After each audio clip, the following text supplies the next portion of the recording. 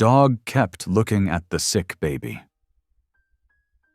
What the camera caught shocked the entire family. At first, the parents thought their old dog was just worried. He kept pacing, whining, and staring at the same dark corner every night. But when their baby suddenly got sick, and the dog refused to move from the crib, they set up a camera to see what was really going on. What they found wasn't just strange. It was terrifying. Every night, at the exact same time, the dog froze, lifted his head, and stared like something unseen was moving toward the baby. The baby's breathing dropped. The dog growled at empty air, and the parents realized they weren't dealing with imagination, but with a danger no adult had noticed. Now they're racing to uncover what their dog sensed long before they did. What was coming for that baby every single night at 2:14 a.m.? I'd love to know. Where are you watching from? Type it down below. And while you're here, subscribe so you'll always catch the next story. The soft glow of the nursery nightlight cast gentle shadows across baby Eli's room as Linnea Ramirez leaned over the crib, her tired eyes scanning her infant son's face. Even in sleep, he didn't look quite right. His cheeks were flushed, and tiny beads of sweat dotted his forehead. She pressed the back of her hand against his skin, warm again, though not quite fever-warm. "Oh, sweetheart," she whispered, brushing her fingers through his dark, downy hair. "What's going on with you?" Behind her, Bandit's nails clicked against the hardwood floor as he paced. The shepherd mix had been acting strange lately, especially during the night hours. His amber eyes kept darting to the far corner of the nursery, near the window, and his graying muzzle would twitch, as if he were catching an unfamiliar scent. Linnea pulled her phone from her pocket and checked the time. 2:15 in the morning. Marcus would be at work for another 6 hours, moving boxes at the warehouse. She wished he were here now, even though she knew what he'd say, that she was being overprotective, that all babies got fevers sometimes, that she needed to rest. But this was different. Mother's intuition, maybe, but something felt wrong. As if confirming her fears, Eli's small body suddenly went slack in his sleep. It lasted only a few seconds, but Linnea's heart clenched at the sight. These episodes had been happening more frequently now, brief moments where he seemed to lose all muscle tone, like a marionette with cut strings. "No, no, no," she murmured, reaching into the crib to gather him up. The moment she touched him, his body tensed again, and he let out a quiet whimper. Bandit was at her side instantly, pressing against her leg, his whole body rigid with attention. "It's okay, boy," she said. But Bandit wasn't looking at her or even at Eli. His focus was completely fixed on that corner again, and a low growl rumbled in his chest.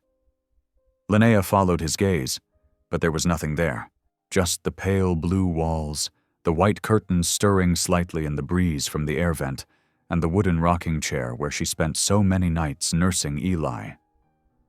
"What do you see?" she asked Bandit softly. The dog's ears were pricked forward, his tail low but straight, alert, not afraid.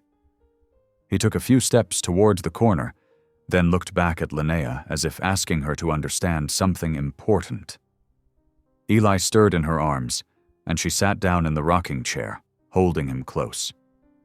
She'd called the pediatrician 3 times this week already. Dr. Chen was patient but dismissive, assuring her that some babies just ran warm, that the episodes she described were probably normal startles in his sleep. But Linnea had watched enough videos of normal baby sleep to know this was different. "I know something's wrong," she whispered to Eli. "I just don't know what it is yet."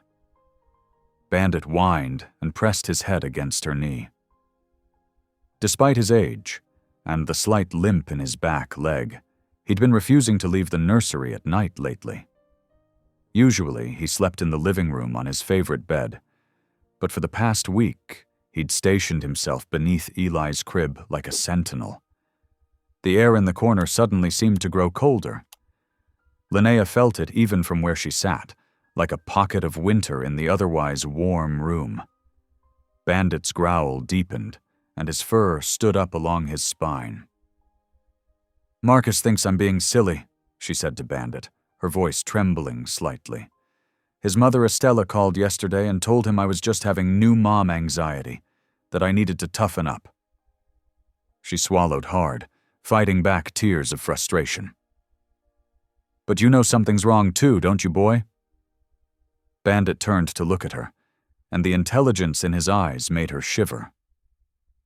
They'd adopted him from a rescue 3 years ago, and he'd always been unusually perceptive. Now, watching him stand guard over her baby, she was more grateful than ever for his presence. Eli made a small sound in his sleep, and his body went limp again. This time, the episode lasted longer. 5, 6, 7 seconds. Linnea counted them in her racing heart. When he finally tensed back up, she was already reaching for her phone to film it, but the moment had passed. "Next time," she promised herself, "I'll show them next time." She needed proof, something to make the doctors take her seriously, to show Marcus that this wasn't just new mom jitters. Bandit's growl suddenly cut off, and he backed away from the corner, placing himself between it and the rocking chair where Linnea held Eli. His behavior sent a chill down her spine that had nothing to do with the cold spot in the room. She stood carefully, clutching Eli to her chest, and backed toward the door. "Come on, boy," she whispered. "Let's go to the living room for a while." But Bandit wouldn't move. He stayed planted between them and the corner, his body tense but his tail now wagging slightly, not in fear or aggression, but as if he were greeting someone. Someone Linnea couldn't see. She fumbled for her phone again and opened her text messages to Marcus. "Baby's warm again. Had another episode. Bandit acting strange. Please call when you can." She knew he probably wouldn't see it until his break at 4 in the morning, but just sending it made her feel less alone. She settled back in the rocking chair, unwilling to leave Bandit alone in the nursery, and began to hum softly to Eli. The old lullaby her grandmother used to sing filled the quiet room, competing with the soft whir of the air conditioning and Bandit's occasional whines. As the night crept forward, Linnea fought to keep her eyes open. The corner that had captured Bandit's attention seemed to shift and dance in her tired vision. Sometimes, when she was just on the edge of dozing off, she thought she saw something move there, a darker shadow within the shadows, a ripple in the air like heat waves off hot pavement. But every time she focused her eyes, there was nothing. Bandit maintained his vigil, moving only to pace between the corner and the rocking chair, as if patrolling an invisible boundary. His presence was both comforting and unsettling. Comforting because she trusted his instincts, unsettling because those very instincts were telling her something was terribly wrong. "I won't let anything happen to him," she promised the empty room, holding Eli closer. "Whatever this is, we'll figure it out." The night stretched on, marked by Eli's occasional episodes of limpness and Bandit's unwavering attention to the corner. By the time the first gray light of dawn began to seep through the curtains, Linnea's arms ached from holding Eli, and her eyes burned with exhaustion. But she hadn't moved from the rocking chair, and Bandit hadn't abandoned his post. When her phone finally buzzed with Marcus's reply, "On my break. Try to get some sleep, babe. I'm sure he's fine." Linnea felt a fresh wave of isolation wash over her. How could she make them understand what she couldn't even explain herself? But looking down at Eli's peaceful face and across at Bandit's steadfast presence, she made a silent promise. She would figure this out. She would protect her baby, and she would prove that a mother's intuition and a dog's instincts were worth listening to. The peaceful night shattered at 1:15 in the morning when Eli's breathing changed.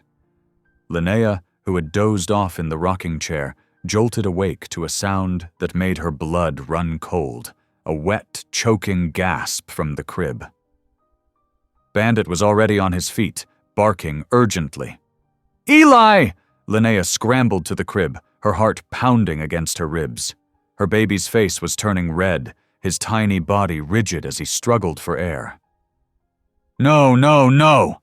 She scooped him up, hands shaking as she turned him face down over her forearm, the way they'd shown her in the infant CPR class. "Marcus!" she screamed, though she knew he was at work. One firm pat between Eli's shoulder blades. 2, 3. The choking continued. Bandit circled them, whining frantically, his nails clicking against the hardwood floor. The room felt ice cold despite the summer heat outside. Just as Linnea was reaching for her phone to call 911, Eli coughed hard and drew in a huge, whistling breath. Color flooded back into his face as he began to cry, the most welcome sound Linnea had ever heard. She clutched him to her chest, her own tears falling into his soft, dark hair. "It's okay, baby," she whispered, though her voice cracked. "Mama's here. You're okay." Her fingers trembled as she dialed Marcus's number. He answered on the second ring, the warehouse noise loud in the background. "Marcus," she choked out. "Eli he couldn't breathe. He was choking on nothing, just like before, but worse this time." "Slow down, Lynn." Marcus's voice tightened with worry. "Is he breathing now?" "Yes, but Marcus, this isn't normal. Something's wrong. I need you to come home." There was a pause, filled with the beeping of forklifts and distant voices. "I can't leave in the middle of my shift. You know that. Did you call the doctor?" "They'll just tell me it's nothing again." Linnea paced the nursery, Eli hiccuping against her shoulder. "I want to set up a camera. We need to record what's happening in here at night." "A camera?" Marcus sighed. "Lynn, you're exhausted. You're seeing things that aren't there." "I'm not." Her voice rose, and Eli whimpered. She forced herself to lower it. "Bandit sees it too. He's been trying to tell us something's wrong. Please, Marcus, we need proof." Another pause, longer this time. "Okay," he said finally.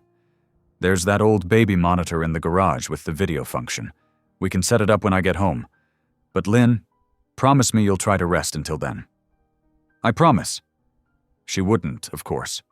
She couldn't, not after what had just happened. The rest of Marcus's shift crawled by. Linnea sat in the rocking chair with Eli dozing against her chest, while Bandit maintained his vigil by the crib. Every few minutes, he would turn to stare at that corner, his ears pricked forward before resuming his pacing. When Marcus finally got home at 6 in the morning, he found them exactly like that. The worry on his face deepened when he saw Linnea's red-rimmed eyes and trembling hands. "Let me take him," he said gently, lifting Eli from her arms. "You need sleep." "The camera first," Linnea insisted. "Please." Marcus's mouth tightened, but he nodded. "I'll get it from the garage." The baby monitor was dusty, but still worked. Marcus set it up on the dresser, angling it to capture the whole room, the crib, the rocking chair, and yes, that corner that Bandit couldn't stop watching. "There," Marcus said. "Now will you please get some rest?" Linnea shook her head. "I want to watch the recording from last night first." "Lynn." "Just the part where he was choking. Please, Marcus. I need you to see this." Marcus ran a hand over his face, his warehouse uniform still dusty from his shift. "Okay, but then you're getting some sleep." They sat at the kitchen table with Eli sleeping in his bassinet nearby. Linnea's hands shook as she connected the monitor to their laptop. The footage was grainy, but clear enough. She fast-forwarded to 1:14 in the morning. The screen showed the darkened nursery, lit only by the soft glow of the nightlight. Linnea watched herself dozing in the rocking chair. Bandit lay by the crib, apparently asleep. At 2:14 exactly, Bandit's head snapped up. On screen, his ears pricked forward and he jumped to his feet, staring at the corner. The timestamp showed a full 30 seconds before Eli began to choke. 30 seconds where Bandit clearly knew something was wrong. "There!" Linnea grabbed Marcus's arm. "Look at his oxygen monitor." The small device clipped to Eli's foot was visible in the footage, its display facing the camera. As they watched, the numbers began to drop. 98%, 95, 90, while Bandit barked frantically at something they couldn't see. Marcus leaned closer to the screen, his face pale. That's not possible. The numbers shouldn't drop that fast without a cause." They watched as the scene played out. Linnea waking up, the desperate moments of trying to help Eli breathe, the sudden resolution. But it was what happened just before Eli started breathing again that made them both freeze. For a split second, the camera's night vision showed a dark mass in that corner, like a shadow that didn't belong. As it moved, or dissipated, Eli's oxygen levels shot back to normal. Marcus rewound and played it again. And again. The shadow was there every time. "It could be a glitch," he said, but his voice was uncertain. "Or a shadow from a passing car." Linnea shook her head. "At 2 in the morning? In a room with blackout curtains?" She pointed at the screen. "Look at Bandit. He knows something's there. He's been trying to tell us all along." They sat in silence, watching the rest of the night's footage. Every so often, Bandit would alert to that corner, though nothing else as dramatic happened. But they couldn't deny what they'd seen. The dropping oxygen levels, the strange shadow, their dog's unwavering attention to something they couldn't explain. "What do we do?" Marcus asked finally, his voice small in the morning quiet. Linnea looked over at Eli, sleeping peacefully now, then at Bandit, who hadn't left his side since they came to the kitchen. "We keep recording," she said firmly. "We get more evidence, and we figure out what's happening to our baby." The morning sun filtered through the kitchen blinds as Linnea rewatched the footage for what felt like the 100th time. She'd barely slept, her eyes burning as she studied every frame, every shadow, every unexplained movement. Marcus stood at the counter, mechanically stirring his coffee, the dark circles under his, eyes matching hers. "We need to show this to a doctor," Linnea said, her voice hoarse from lack of sleep. "Something's happening to Eli, something different." Marcus set his mug down with a careful precision that betrayed his unease. "Let's not jump to conclusions. There could be a perfectly normal explanation." "Normal?" Linnea's laugh held no humor. "What's normal about our dog warning us before our baby stops breathing? What's normal about that shadow?" Before Marcus could answer, Bandit's head snapped up from where he lay beside Eli's portable bassinet. The shepherd mix's ears twitched forward, and he let out a low whine. Linnea was on her feet instantly, checking on Eli. The baby slept peacefully, his tiny chest rising and falling in steady rhythm. "See?" Linnea whispered. "He knows something. He's trying to protect Eli." Marcus ran his hands through his hair, a gesture of frustration she'd come to know well. Okay, we'll call Dr. Haynes. But Lynn, maybe we shouldn't mention the shadow thing. Let's stick to the medical symptoms." Linnea wanted to argue, but she saw the sense in it. "Fine. I'll call her office now." Dr. Loretta Haynes's waiting room was filled with cheerful posters about childhood vaccinations and development milestones.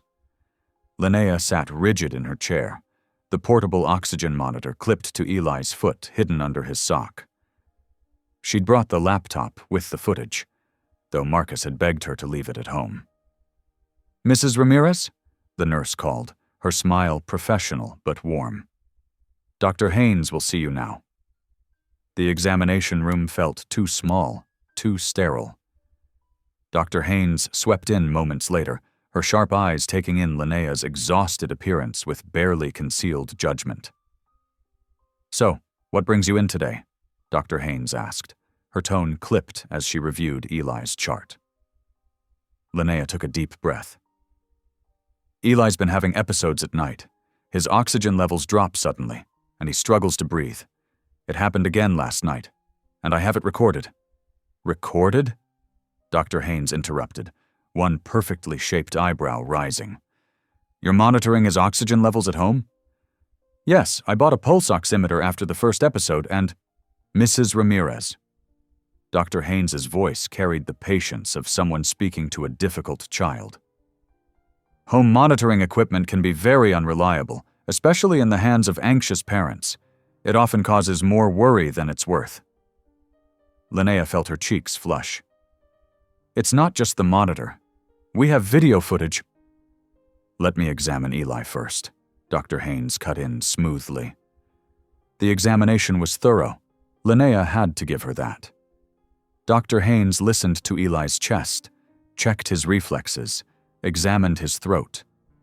Throughout it all, Eli remained calm, his dark eyes watching the doctor with an almost unnatural steadiness.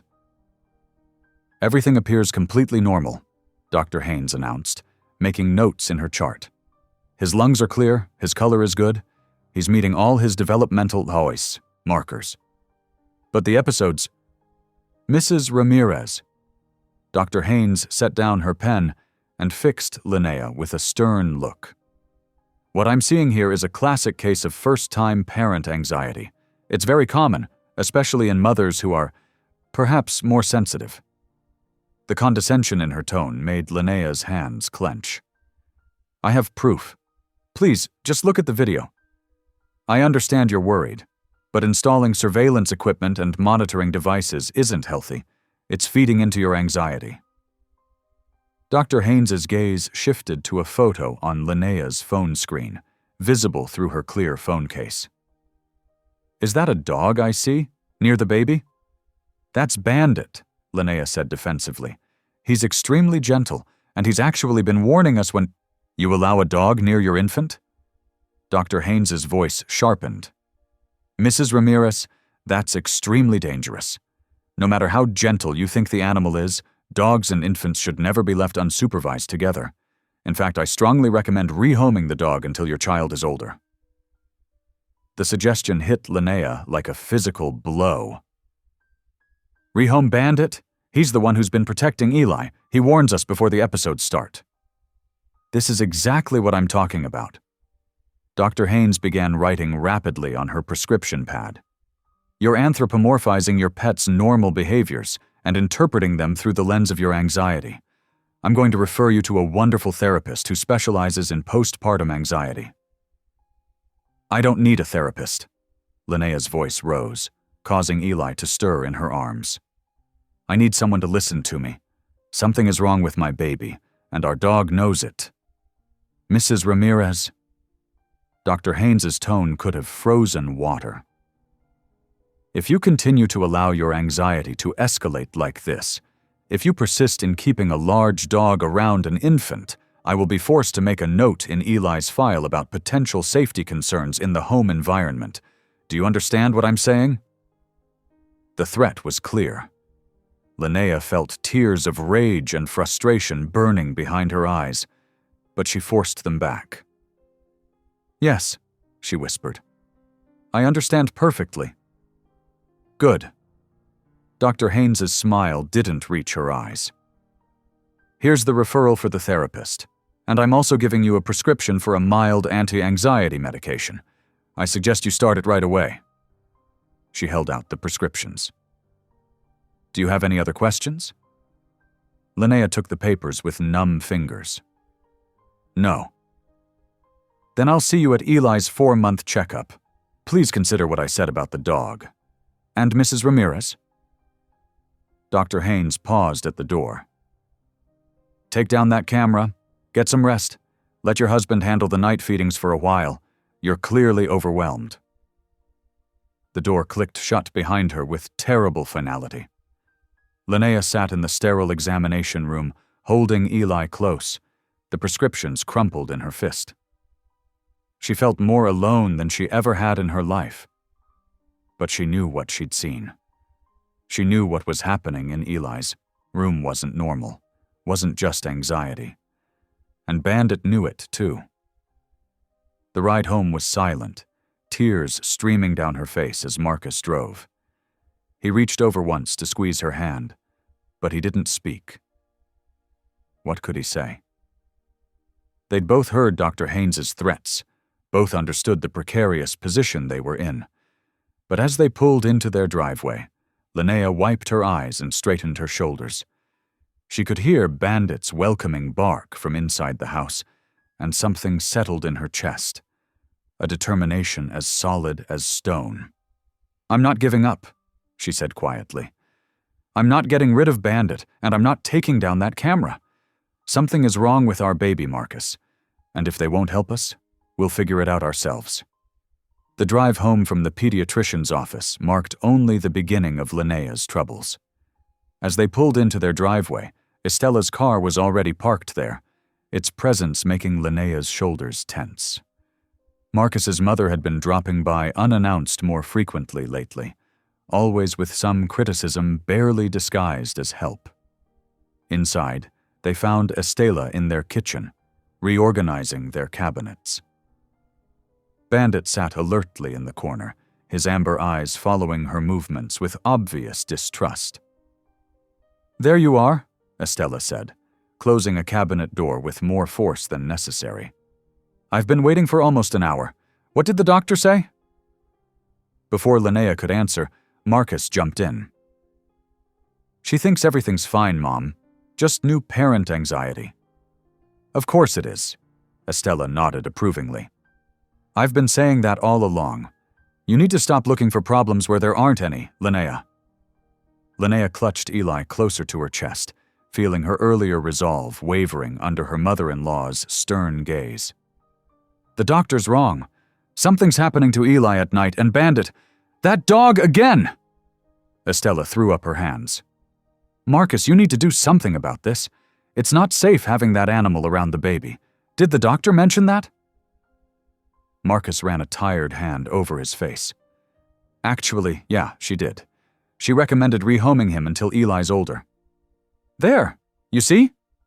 Estella's voice took on that familiar triumphant tone. "A medical professional agrees with me. That dog needs to go."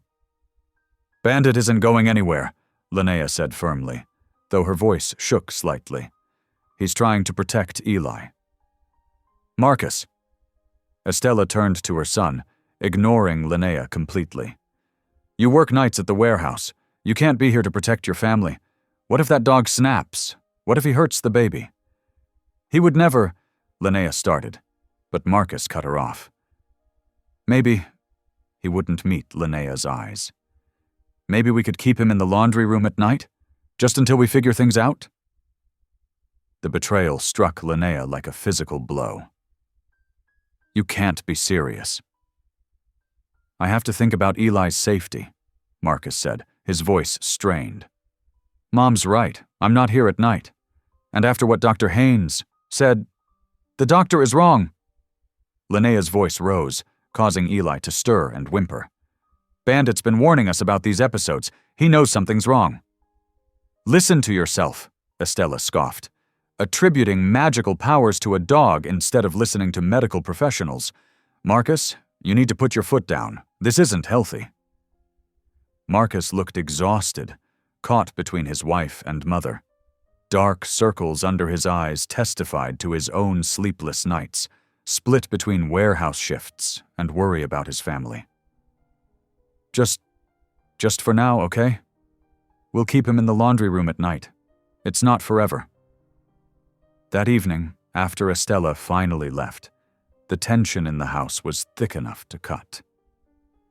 Marcus prepared for his night shift while Linnea sat in the nursery rocking chair, watching Eli sleep. Bandit lay at her feet, his chin resting on his paws, eyes fixed on that same dark corner he always watched. "I have to go," Marcus said from the doorway. "Please, just try the laundry room tonight, for me?" Linnea didn't answer, didn't look at him. After a moment, she heard him sigh and walk away. The front door opened and closed. At 11 o'clock, Linnea reluctantly led Bandit to the laundry room. His nails clicked against the tile floor as he paced, whining softly. "I'm sorry, boy," she whispered, feeling like a traitor. "It's just for tonight. I'll figure something out tomorrow." She closed the door on his anxious face, her heart heavy. Sleep proved elusive. Every small sound had her sitting up, checking the baby monitor. Eli slept peacefully, but without Bandit's watchful presence, anxiety gnawed at her stomach. At 2:14 in the morning, everything changed. The monitor's alarm pierced the silence with its harsh electronic wail. Simultaneously, from the laundry room came the sound of frantic scratching and desperate barking. Linnea bolted upright, her heart pounding. On the monitor's screen, she could see Eli's oxygen levels dropping rapidly. The scratching from the laundry room grew more intense, accompanied by yelps of pain. She ran to the nursery, her bare feet slapping against the hardwood floors. Eli lay motionless in his crib, his lips taking on a bluish tinge. Terror seized her as she scooped him up, patting his back firmly. "Come on, baby," she pleaded. "Breathe for Mama, please breathe." The sounds from the laundry room had reached a fever pitch. There was a sharp yelp of pain, followed by the unmistakable sound of blood-streaked scratching. Bandit was hurting himself trying to get to them. Finally, Eli gave a shuddering gasp and began to cry. Color flooded back into his face as he wailed, the sound the most beautiful thing Linnea had ever heard. She held him close, her own tears falling into his soft hair. When she finally made it to the laundry room, the sight broke her heart. Blood spotted the floor where Bandit had torn his nail trying to dig under the door. He limped toward her, whimpering, his eyes fixed on Eli with obvious concern. "You knew," she whispered, kneeling down to examine his injured paw. "You knew he was in trouble, and we locked you away. I'm so sorry, boy." Bandit licked her hand, then Eli's foot, his whole body trembling with leftover anxiety. The nail on his front paw was split and bleeding, but he seemed unconcerned with his own injury, focused entirely on checking that Eli was okay. Linnea sat on the laundry room floor, holding her baby close with one hand, while she used her shirt to dab at Bandit's bleeding paw with the other. The evidence was undeniable now. Somehow, Bandit had known Eli was in danger, even from behind a closed door. He'd tried so hard to reach them that he'd injured himself in the attempt. She pulled out her phone with shaking hands and began recording a video. "It's 2:21 in the morning," she said quietly. "Eli just had another episode. His oxygen dropped. I have the monitor readings to prove it, and Bandit—" She turned the camera to show his injured paw, the blood spots on the floor, the deep scratches in the door. "Bandit knew. He tried to warn us, tried to get to Eli, even hurt himself trying to help. This is proof. This is really happening." After recording the video evidence, Linnea insisted on taking Eli to the emergency room. She bundled him up against the pre-dawn chill, grabbed his diaper bag, and called Marcus at work. Her voice shook as she explained what had happened. "I'm meeting you there," Marcus said immediately, all thoughts of his shift forgotten. "Don't wait for me. Just go." The emergency room was eerily quiet at 3 in the morning. Fluorescent lights cast harsh shadows as Linnea cradled Eli, explaining his symptoms to the triage nurse. The video on her phone and the monitor's data readings caught their attention immediately. 2:14 exactly? The nurse asked, frowning at the timestamps. "And this has happened before?" Within minutes, they were whisked back to an exam room. Dr. Sarah Chen, The on-call pediatric neurologist arrived just as Marcus burst through the door, still in his work clothes, face tight with worry. "Tell me everything," Dr. Chen said, her kind eyes focused intently on Linnea as she began her examination of Eli. "Every detail matters." Linnea described the episodes, the limpness, the blue tinge to his lips, the exact timing. She showed the video of Bandit's desperate attempt to reach Eli, explaining how their dog had been trying to warn them all along. "The episodes always happen around 2:14 in the morning," she emphasized. "It can't be a coincidence." Dr. Chen's eyebrows rose. "That's unusually specific. We need to run some tests." The next few hours passed in a blur of blood draws, monitors, and worried consultation. Marcus paced the small room while Linnea held Eli through each procedure, whispering comfort to him. Around 6 in the morning, Dr. Haynes swept in, having been notified about her patient's ER visit. "This is completely unnecessary," she announced, barely glancing at the chart. "As I've said before, Mrs. Ramirez, your anxiety is creating problems where none exist." Dr. Chen straightened, her professional demeanor cooling slightly. "Actually, I've ordered a full neurological workup. The timing and presentation of these episodes are concerning." "With all due respect," Dr. Haynes began, but Dr. Chen cut her off. "The initial EEG shows some unusual activity. We're monitoring his blood sugar levels hourly, and I've ordered additional tests." Linnea felt Marcus's hand slip into hers as they waited for results. The morning stretched on, bringing more tests but no clear answers. The EEG remained inconclusive, though Dr. Chen noted subtle abnormalities that could indicate seizure activity. Around noon, a nurse rushed in with a printout. Dr. Chen studied it intently, then looked up with the first real answer they'd had in months. "Eli's blood sugar dropped dangerously low at exactly 2:14 this morning," she said. "We've been monitoring since admission, and there's a clear pattern. He's experiencing silent hypoglycemic episodes. His blood sugar plummets during deep sleep, but he's not waking up or showing normal signs of distress." "That's impossible," Dr. Haynes interjected from the doorway. "I checked his blood sugar myself during office visits." "During the day," Dr. Chen pointed out. "These episodes are nocturnal and precisely timed to his sleep cycle. It's unusual but documented in medical literature. The timing Mrs. Ramirez noticed was crucial information." Linnea felt tears of relief sliding down her cheeks. Finally, someone believed her. Finally, they had an answer. Marcus squeezed her hand. "So what do we do?" he asked, his voice rough with emotion. Dr. Chen outlined a treatment plan: continuous glucose monitoring, scheduled nighttime feedings, and medication to help regulate Eli's blood sugar. "Your dog," she added, looking at Linnea, "may have been sensing the chemical changes in Eli's body. There's growing evidence that some dogs can detect dangerous blood sugar fluctuations. He wasn't a threat. He was trying to save your baby's life." Marcus's phone buzzed.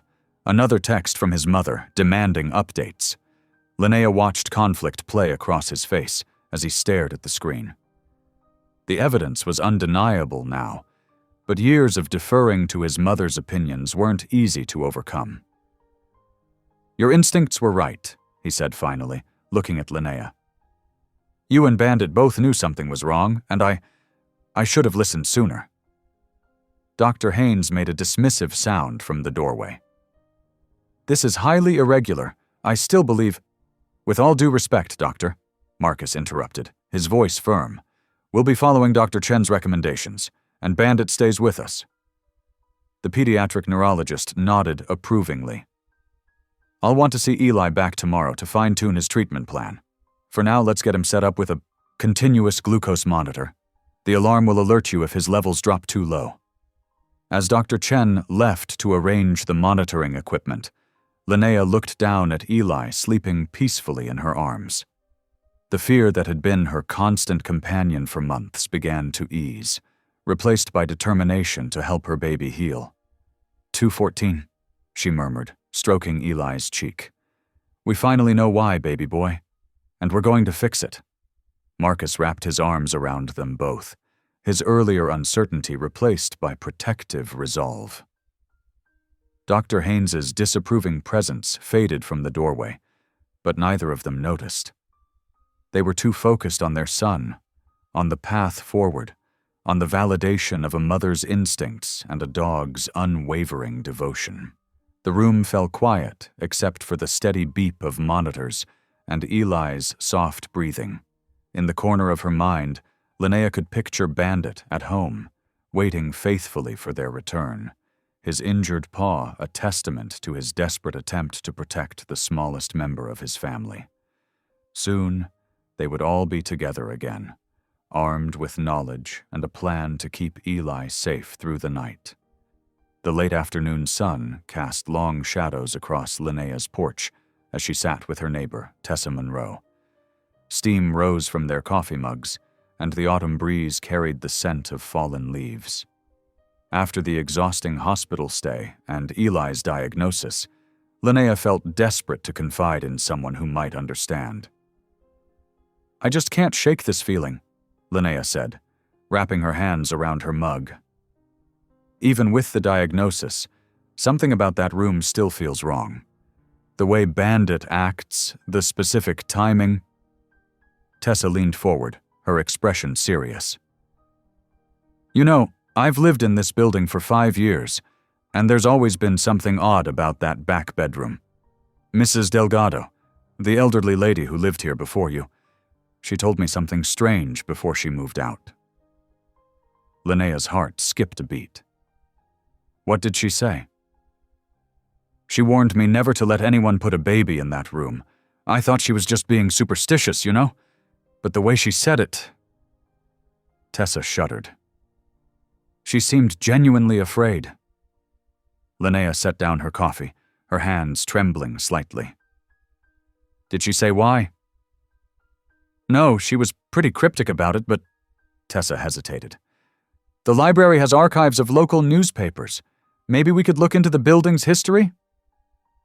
The next morning, while Marcus was home with Eli, Linnea and Tessa sat at a microfilm reader in the public library's research room. The machine hummed softly as they scrolled through decades-old newspapers. Wait, Tessa's hand shot out, pointing at the screen. Look at this. Linnea leaned closer, squinting at the grainy text of a 25-year-old article. Her blood ran cold as she read the headline. Tragic loss. Local family mourns infant son. The address, Tessa whispered. It's your apartment. With shaking fingers, Linnea adjusted the focus. The article detailed the sudden death of 4-month-old Gabriel Ramirez, found unresponsive in his crib on March 15, 1998. The time of death was listed as 2:14 in the morning. Ramirez? Linnea's voice cracked. That can't be. Your mother-in-law, Tessa said softly. Estela Ramirez. This must have been her first child. The pieces started falling into place. Estela's rigid control, her harsh dismissal of Linnea's concerns, her insistence that Bandit was the problem. She hadn't been acting out of mere criticism or disapproval. She'd been trying to prevent history from repeating itself. They dug deeper, pulling property records and old city directories. The story emerged piece by piece. Estela and her husband had lived in the apartment when they were first married. Their infant son, Gabriel, had died mysteriously in his sleep. The official cause was listed as SIDS, but there had been no thorough investigation. She never told Marcus, Linnea realized, her heart aching. He has no idea he had a brother. Tessa reached for another folder. There's more. Look at these maintenance records from that time period. There were complaints about gas smells in that corner of the building, but nothing was ever found. Linnea thought about Bandit's fixation on that specific corner of the nursery, about the precise timing of Eli's episodes. What if there's something in that room that's causing this? Something that affected both babies? We need to get someone to check it out, Tessa said firmly. Professional inspectors, not just maintenance. If there's any kind of leak or environmental hazard. Estella must have suspected, Linnea said, her voice hollow. All this time she knew something was wrong with that room, but she was too traumatized to face it. Instead of warning us, she just tried to control everything else. They gathered their evidence, printouts of the article, property records, maintenance logs. As they left the library, Linnea felt the weight of this discovery pressing on her chest. She had to confront Estella, had to make her understand that hiding the truth had put Eli in danger. I'll help you research inspection companies, Tessa offered, squeezing Linnea's arm. And I'm here if you need support when you talk to your mother-in-law. Linnea nodded gratefully. Thank you for believing me, for helping me find the truth. Sometimes it takes an outsider to see things clearly, Tessa replied. And sometimes the past needs to come to light before we can protect the future. In her car, Linnea stared at the photocopied article. The image of infant Gabriel, so similar to Eli, smiled up at her. She thought of Estella, carrying this burden alone for 25 years, letting fear and grief calcify into rigid control. The truth would hurt, but it might also finally set them all free. The newspaper clipping trembled in her hands as she read the date one more time. March 15th, 1998, 2:14 in the morning. The same time that Bandit had been trying to warn them about. The same time Eli's blood sugar would plummet. Whatever darkness lingered in that room, it had claimed one child and threatened another. But this time, they had caught it in time. This time, they could break the cycle. Linnea carefully tucked the evidence into her bag. Tomorrow, she would have to find the courage to confront Estella with the truth. But for now, she needed to get home to her son, to hold him close, and thank whatever forces had helped them discover the danger before it was too late. Marcus sat at his mother's kitchen table, the familiar scent of her cinnamon tea doing nothing to calm his racing heart. The newspaper clipping Linnea had discovered lay between them, its edges worn and yellowed with age. Estella's hands trembled as she gripped her teacup, her normally stern composure cracking at the edges. How could you never tell me? Marcus's voice was barely above a whisper. I had a brother, Mama. A brother who died in the same room where my son sleeps. Estella's shoulders hunched forward, making her appear smaller than Marcus had ever seen her. The afternoon light streaming through her lace curtains cast shadows across her face, highlighting the deep lines of grief that seemed to appear overnight. I thought, she began, her voice catching. I thought I was protecting you, protecting everyone from that pain. Marcus pushed back from the table, the wooden chair scraping against linoleum. Protecting us? Eli could have died, Mama, just like... He couldn't bring himself to say the name. Gabriel. His brother's name felt foreign on his tongue. Every night at 2:14 in the morning, Estella whispered, tears finally spilling down her cheeks. That's when I found him. So still, so quiet. The doctor said it was God's will, that sometimes babies just... She pressed a hand to her mouth, suppressing a sob. Marcus paced the small kitchen, memories flooding back. His mother's inexplicable resistance when he and Linnea had chosen that apartment. Her constant criticism of their parenting decisions, her insistence that Bandit was the problem. It had never been about the dog at all. The dog knew, he realized aloud. Bandit sensed something wrong in that room, the same thing that... He turned to face his mother. Why didn't you warn us? Why did you fight so hard against the one thing that was actually protecting Eli? Estella's hands clutched at her crucifix necklace, a gesture Marcus had seen countless times growing up. I couldn't face it. When you chose that apartment, I thought surely God wouldn't let it happen again. I convinced myself that your father and I had imagined things. The strange smells, the way the room felt wrong sometimes. The doctor said it was SIDS, that we couldn't have prevented it." Marcus sank back into his chair, overwhelmed by the weight of this revelation. "All these years, you and Dad carried this alone? Is this why he couldn't finish the thought, remembering his father's descent into depression, his eventual departure from their lives? Your father couldn't bear it," Estella admitted. "He said the guilt was eating him alive. He believed we should have done more, investigated further. But I was so afraid of what people would think, afraid of being blamed, afraid of losing my faith. So I buried it all, told everyone it was God's plan, and tried to forget." The silence stretched between them, heavy with decades of unspoken grief. Marcus thought of Linnea, how she had trusted her instincts and Bandit's warnings despite everyone dismissing her concerns, how close they had come to their own tragedy because of buried secrets. "The maintenance records," he said slowly. "There were complaints about gas smells back then?" Estella nodded, wiping her eyes with a tissue. "The super checked but never found anything. We thought we were being paranoid, imagining things because of our grief. After Gabriel, I couldn't stay there. Your father and I moved within the month." Marcus reached across the table, taking his mother's hand. It was cold, despite the warm tea she'd been clutching. "Mama, we need to get that apartment checked. Really checked by professionals. If there's something wrong with that room—" "I should have told you," Estella interrupted, her voice breaking. "When Linnea first started noticing problems with Eli, when that dog kept acting strange, I knew. Deep down, I knew it was happening again. But I couldn't face that room again.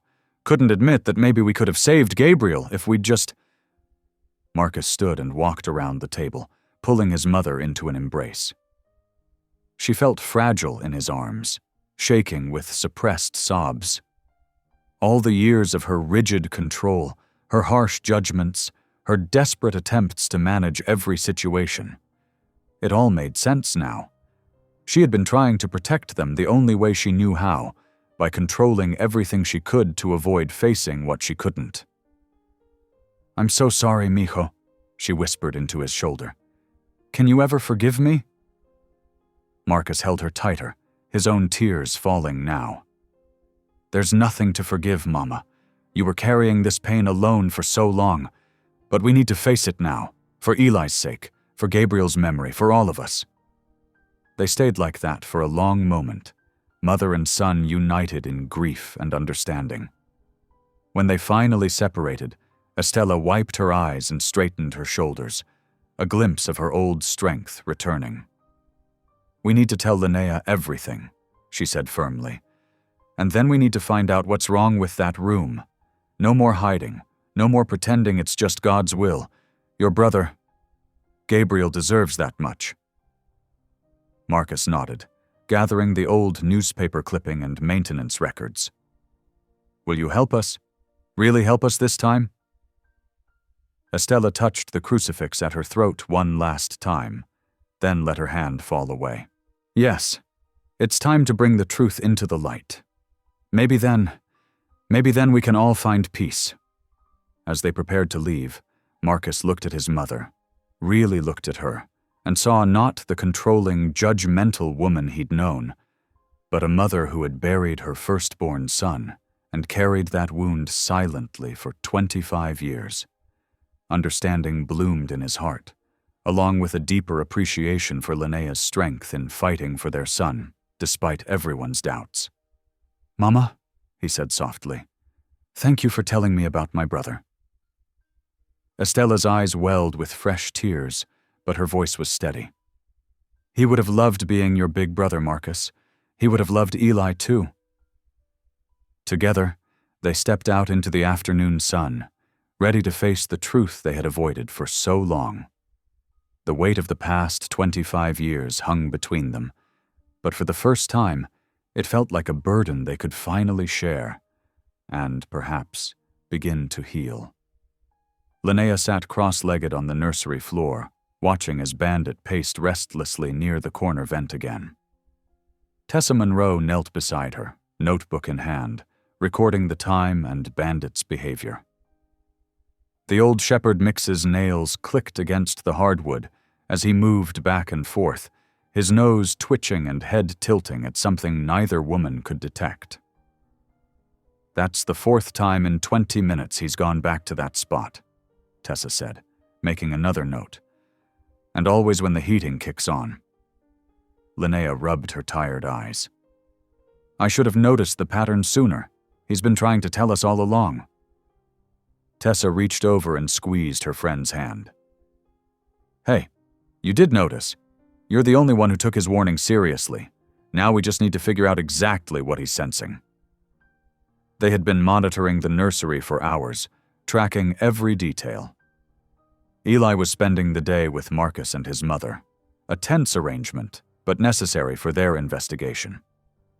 The baby monitor sat between them, its screen showing the empty crib and the infamous corner that had caused so much strife. "Look," Linnea pointed as Bandit's ears perked up. The heating system hummed to life, and the shepherd immediately moved to the vent, pawing at it anxiously. "There it is again." Tessa checked her watch. 2:15, right on schedule. She pulled out her phone and opened a recently downloaded app. Let's see what the CO detector picks up this time. They had purchased the professional-grade carbon monoxide detector that morning after comparing notes about the building's history. The old furnace, the previous death, the timing of Eli's episodes. It all pointed to something environmental rather than medical. The detector beeped softly as Tessa held it near the vent. Her eyes widened. "Linnea, look at this. The numbers are climbing." Linnea leaned in, watching as the digital display showed rising CO levels. "But our regular detector never goes off. How is that possible?" "Because by the time it spreads through the room, it's too diluted to trigger the standard alarm," Tessa explained, her voice tight with concern. "But right here, right when the furnace kicks in, these are dangerous levels, especially for a baby." Bandit whined, pressing his gray muzzle against Linnea's hand. She scratched behind his ears, her heart aching with gratitude for his persistence. "This is what you've been trying to tell us, isn't it, boy? This is what you could smell?" The old dog leaned heavily against her, as if relieved that humans were finally understanding the danger he'd sensed all along.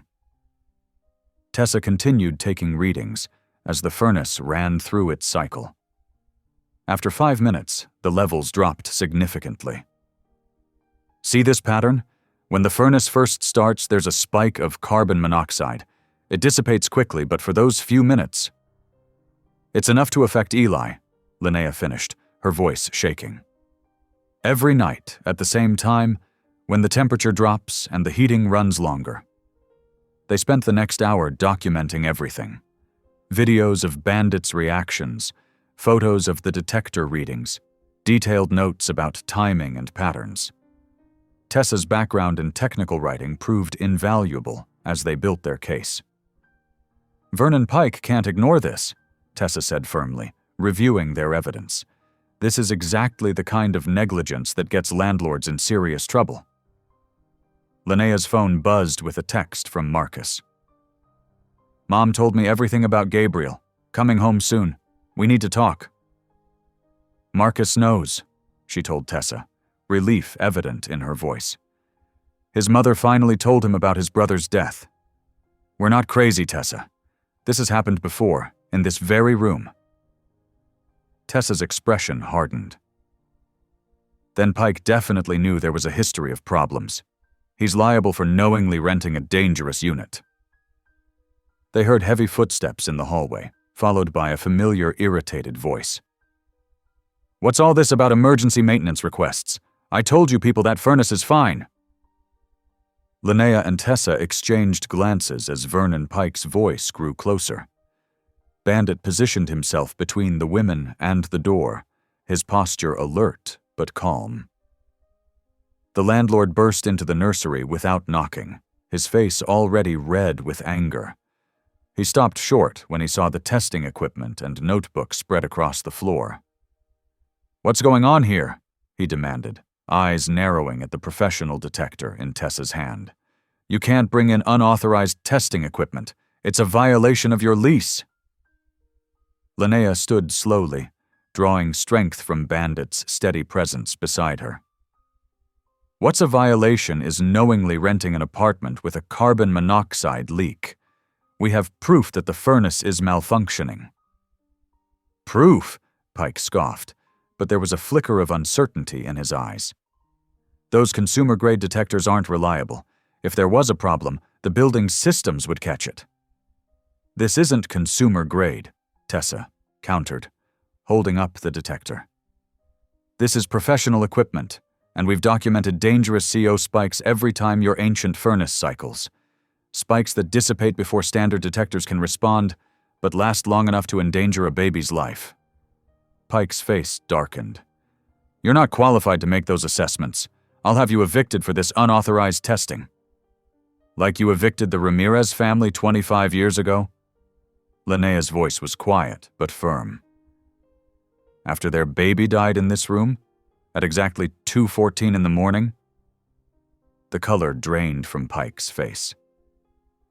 "That was ruled natural causes," he stammered.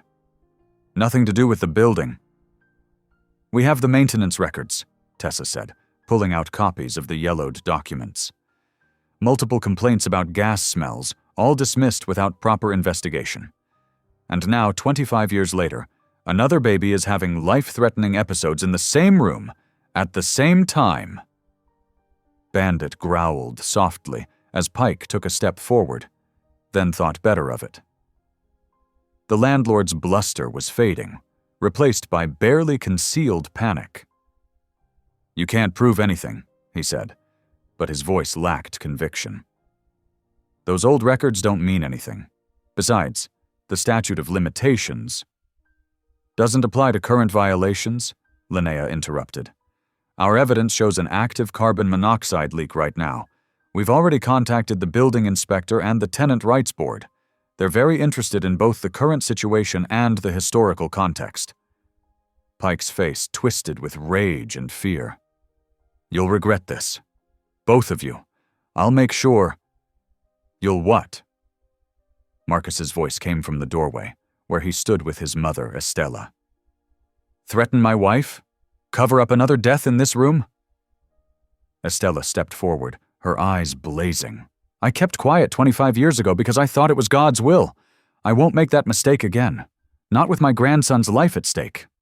Pike looked from face to face, finding no allies, no way to dismiss or intimidate his way out of the situation. Even Bandit's steady, knowing gaze seemed to unnerve him. "Fine," he spat. "I'll have someone look at the furnace, but this isn't an admission of anything." "The building inspector will be here tomorrow morning," Tessa said calmly. "I suggest you have your maintenance records ready, all of them." Pike stormed out, his heavy footsteps echoing down the hallway. As soon as he was gone, Linnea's knees went weak with relief. Marcus caught her in a tight embrace as Bandit pressed against both their legs, still standing guard. "You did it," Marcus whispered into her hair. "You and Bandit, you figured it out when nobody would listen." "We all did it," Linnea corrected, reaching out to include Tessa and Estella in their circle. "Together." Bandit wagged his tail slowly, then turned to face the corner vent one more time. But this time, his alert posture held something new. Not just warning, but triumph. The danger he'd sensed for so long would finally be addressed. His family would be safe. The next morning brought a fresh wave of confrontation. Dr. Haynes stood in her office, arms crossed, as she reviewed the carbon monoxide readings with obvious skepticism. Pike hovered nearby, a smug smile playing at the corners of his mouth. "These readings are meaningless without proper context," Dr. Haynes declared, pushing the papers aside. "And quite frankly, Mrs. Ramirez, Your increasing fixation on conspiracy theories about this apartment is concerning. Linnea felt her cheeks burn, but she kept her voice steady. These aren't theories. We have documented evidence of carbon monoxide spikes that align perfectly with Eli's episodes. Correlation doesn't equal causation, Dr. Haynes replied dismissively. Mr. Pike has provided maintenance records showing regular inspections of the heating system. Pike nodded vigorously. Everything's up to code, always has been. Those records are incomplete, Marcus interjected, stepping forward. The nervous hesitation that had characterized him earlier was gone. My mother kept copies of her complaints from 25 years ago, complaints that mysteriously disappeared from the official files. Dr. Haynes sighed heavily. Mr. Ramirez, enabling your wife's paranoia isn't helping anyone. I'm genuinely concerned about her mental state. My mental state? Linnea's voice rose slightly. What about your professional integrity? You're dismissing clear medical evidence because it doesn't fit your preconceptions. Mrs. Ramirez, Pike cut in, his tone condescending. If you're unhappy with the apartment, you're welcome to break your lease. Though I should warn you, your behavior could make it difficult to get favorable references for future rentals. The threat hung in the air, but instead of cowering, Linnea felt a surge of determination. She pulled out her phone and dialed a number she'd memorized. Dr. Sarah Chen? This is Linnea Ramirez. Could you please tell Dr. Haynes about the correlation you found between Eli's neurological symptoms and the timing of our furnace cycles? Dr. Haynes's expression shifted as she listened to her colleague on speakerphone. Dr. Chen's precise, professional voice filled the office. The pattern is remarkably consistent, Dr. Chen explained. The baby's blood glucose drops occur exactly 45 minutes after each furnace cycle begins at 1:30 in the morning. The timing aligns perfectly with carbon monoxide exposure patterns in similar cases I've studied. I'd be happy to share my research data. Pike's smug smile faltered. That's circumstantial. You can't prove. I can and will prove it, Dr. Chen interrupted. I've already requested an emergency inspection of the property based on medical evidence of carbon monoxide poisoning. The hospital's legal team is quite interested in pursuing this matter. Dr. Haynes's professional mask cracked slightly. Why wasn't I consulted about involving the hospital's legal team? Because you dismissed every warning sign, Linnea said quietly. You were so sure I was just an anxious first-time mother that you ignored evidence that could have helped diagnose my son weeks ago. Marcus pulled out more papers from his briefcase. We've also contacted the families of other tenants who reported similar symptoms over the years. 3 other cases of mysterious infant health issues in that same bedroom, all dismissed as coincidence. Pike's face had gone from red to pale. You can't prove any connection, and if you try, my lawyers will... Will what? Marcus challenged. Suppress evidence of carbon monoxide poisoning? Hide more complaints? How many families have to suffer before you fix that furnace? Dr. Haynes picked up the medical records again, this time reading them more carefully. Her expression changed as she cross-referenced the timestamps with Dr. Chen's analysis. I may have been hasty in dismissing your concerns, she admitted reluctantly. The correlation is rather striking when viewed in this context. It's more than correlation, Linnea insisted. It's causation, and we have proof. She laid out the rest of their evidence. Temperature logs, carbon monoxide readings at different times of day, Eli's medical charts showing exact times of his episodes, and even screenshots from the baby monitor showing Bandit's consistent alerts before each incident. Pike tried to bluster his way through one more time. This is ridiculous. You're going to take the word of a dog over professional inspectors? Actually, a new voice said from the doorway, we're going to take the word of all this evidence. A woman in a business suit stepped into the office, flanked by 2 men carrying inspection equipment. I'm Karen Martinez from the Housing Authority. We're here about multiple reports of carbon monoxide violations. Pike's face went completely white. "I wasn't notified of any inspection." "Emergency inspections don't require advance notice," Martinez replied crisply, "especially when there's evidence of immediate danger to infant residents." Dr. Haynes cleared her throat. "I should inform you that I'm now obligated to report this as a potential case of environmental poisoning. The hospital will need to conduct a full review of similar cases from that address." The room fell silent as Pike realized he was cornered. His attempts to intimidate and dismiss had failed. The evidence was too strong, the authorities too involved. Marcus put his arm around Linnea's shoulders. "We're not backing down," he said firmly. "Not when our son's life is at stake. Not when other families might be at risk." "The inspection team is ready to begin," Martinez announced. "Mr. Pike, I'll need access to all areas of the building, including maintenance rooms and record storage." Pike's shoulders sagged in defeat. "Fine, but this isn't over." "You're right," Linnea agreed. "It's not over until that furnace is replaced and every family in that building is safe." They watched as Pike was led away by the inspectors, his usual swagger replaced by nervous glances over his shoulder. Dr. Haynes busied herself with paperwork, clearly uncomfortable with her role in initially dismissing their concerns. "I'll need to review all of Eli's records," she said quietly.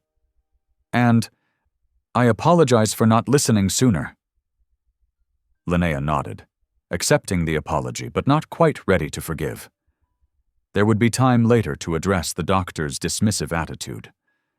For now, she and Marcus had more important things to focus on: ensuring their home was safe for their son, and preventing other families from facing the same dangerous situation. As they left the office, Marcus squeezed her hand. "You never gave up," he said proudly, "even when everyone doubted you." "I couldn't give up," Linnea replied.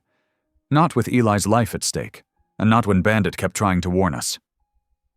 They had more battles ahead, ensuring the repairs were properly done, helping other affected families, dealing with the aftermath of Pike's negligence. But for now, they had won the crucial first step, forcing those in authority to acknowledge the danger and take action. The late autumn chill crept through the thin walls of their apartment as Linnea and Marcus huddled over their kitchen table, surrounded by stacks of papers and readouts. 3 weeks of meticulous data collection had paid off, creating an undeniable pattern that even the most skeptical observer couldn't ignore. "Look at these carbon monoxide spikes," Linnea said, pointing to a series of highlighted numbers on their log sheets. "Every single night between 2 and 3 in the morning, the levels drop before standard detectors can catch them, but our specialized monitor picked them up perfectly." Marcus nodded, arranging printouts from their baby monitor alongside the gas readings. "And here's Eli's oxygen levels dropping at exactly those times. Dr. Chen's report connects everything: the timing, the symptoms, even Bandit's reactions." Bandit, lying under the table at their feet, lifted his head at the sound of his name. His nail was still healing from the night he'd tried to break out of the laundry room, but his devotion to protecting Eli hadn't wavered. "The city inspector called back," Marcus said, checking his phone messages. "She's reviewing our evidence package and scheduling an immediate evaluation. Says she doesn't want to give advance notice." Linnea felt a flutter of hope in her chest. After weeks of being dismissed and doubted, someone was finally taking their concerns seriously. The inspector, Sandra Martinez, had listened intently during their phone call, asking detailed questions about their documentation methods. Their carefully organized evidence told a compelling story. Temperature logs showing the old furnace's erratic cycling, carbon monoxide readings that spiked dangerously when the system struggled, and medical data from both their home monitoring and hospital visits. Most damning were the correlations. Every time the furnace activated during certain temperature ranges, dangerous gas levels followed within minutes. "I still can't believe Pike got away with this for so long," Marcus said, his voice tight with anger. "How many other families might have been affected?" Linnea squeezed his hand. "That's why we have to stop him now. No other babies should be at risk." They spent the evening double-checking their documentation, making sure everything was properly labeled and organized. Linnea had learned from her earlier encounters with Pike and Dr. Haynes. This time, their evidence had to be absolutely bulletproof. The next morning, they spotted Pike's truck pulling into the building's parking lot hours earlier than usual. He looked agitated, practically running into the basement access door with his toolbox. "Something's wrong," Linnea said, watching through their window. "He never shows up this early." Marcus frowned. "You think someone tipped him off about the inspection?" "Has to be.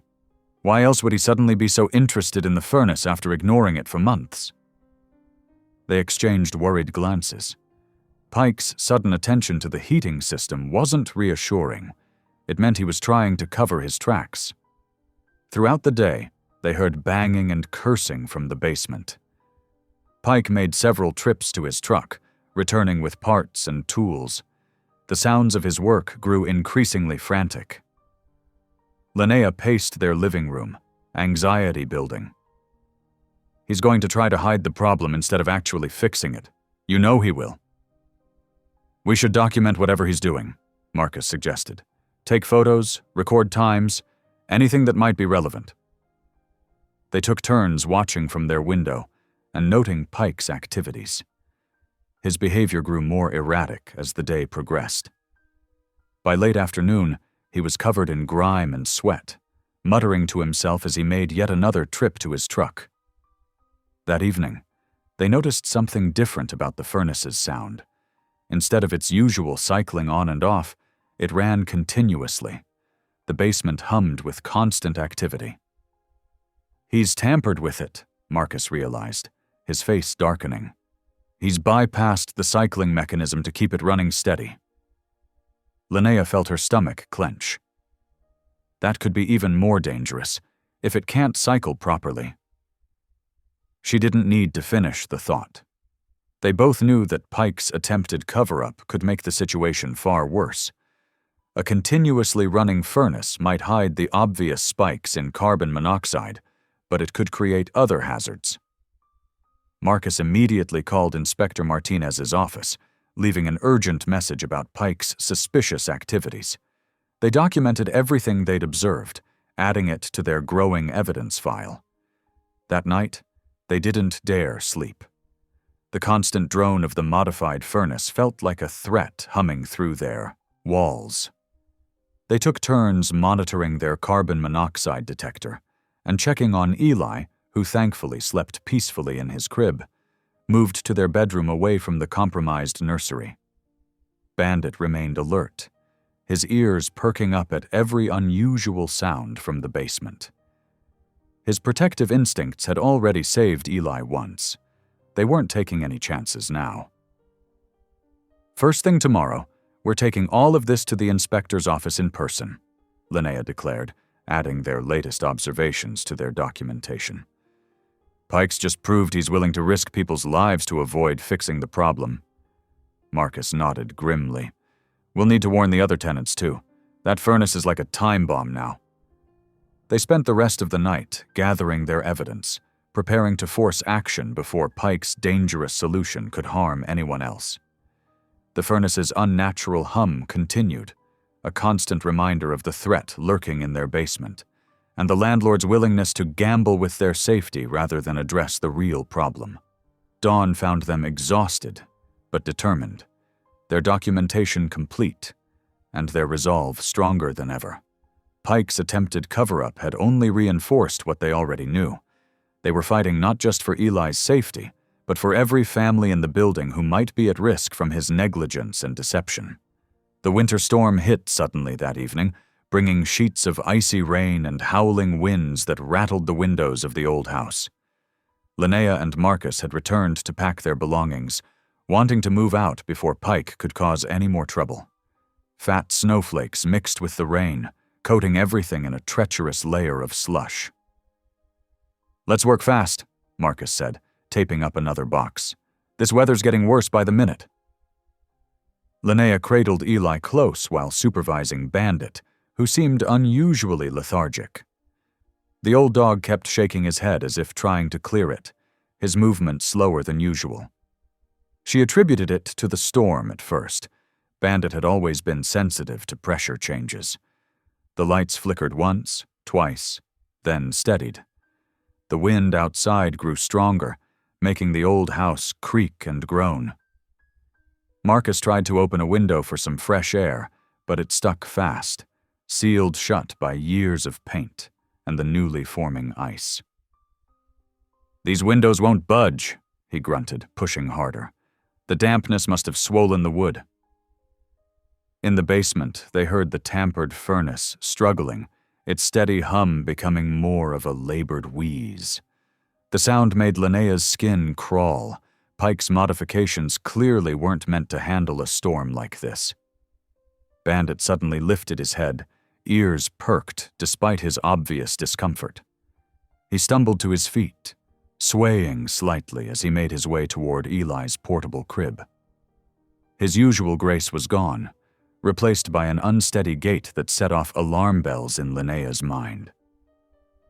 "Something's wrong with Bandit," she said, watching as the shepherd mix pressed forward with determined focus despite his difficulty walking. "He's acting strange." Marcus started to respond but paused, pressing a hand to his forehead. "I'm feeling kind of dizzy myself, actually. Maybe we should take a break." The lights flickered again, longer this time.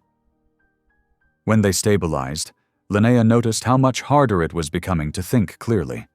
Her limbs felt heavy, and a dull headache was building behind her eyes. She looked at Bandit, who had finally reached Eli's crib and was trying to pull himself up on shaking legs. That's when the realization hit her like a physical blow. They were being poisoned. The storm must have affected Pike's jury-rigged furnace, and now carbon monoxide was flooding the house. "Marcus," she called out, her voice sounding distant even to her own ears. "We need to get out, now, the furnace." Bandit let out a weak whine, still determinedly standing guard by Eli despite his deteriorating condition. His loyalty cut through Linnea's growing mental fog.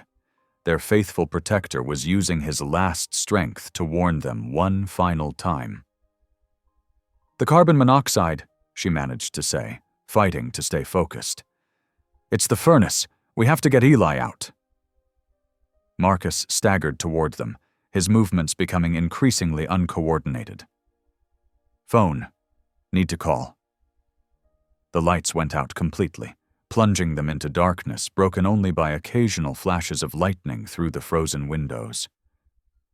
Linnea could hear Eli starting to fuss in his crib, his cries seeming muffled through her disorientation. Bandit slumped against the crib, still trying to stay upright, still watching over the baby even as his own strength failed. His dedication sparked something in Linnea, a desperate surge of maternal determination that helped her push through the growing weakness in her limbs. The air felt thick and heavy, making each breath more difficult than the last. Linnea knew they had precious little time left. The carbon monoxide was odorless and invisible, but its effects were becoming devastatingly clear with each passing moment.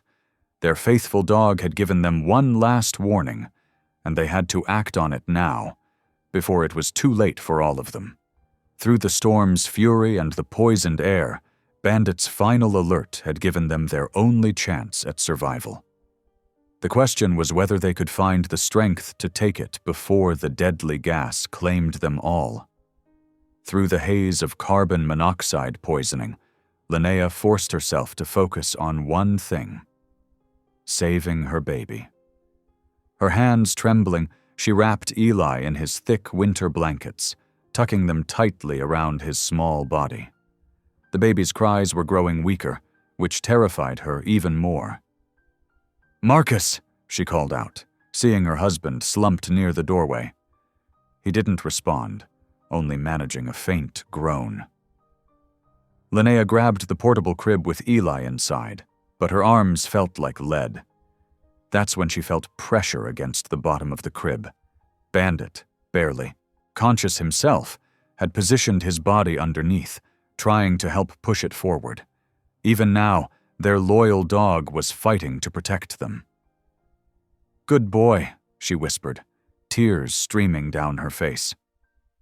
Together, Linnea and Bandit dragged the crib toward the window. Each step was agony, the poisoned air making her muscles scream in protest. But she wouldn't give up.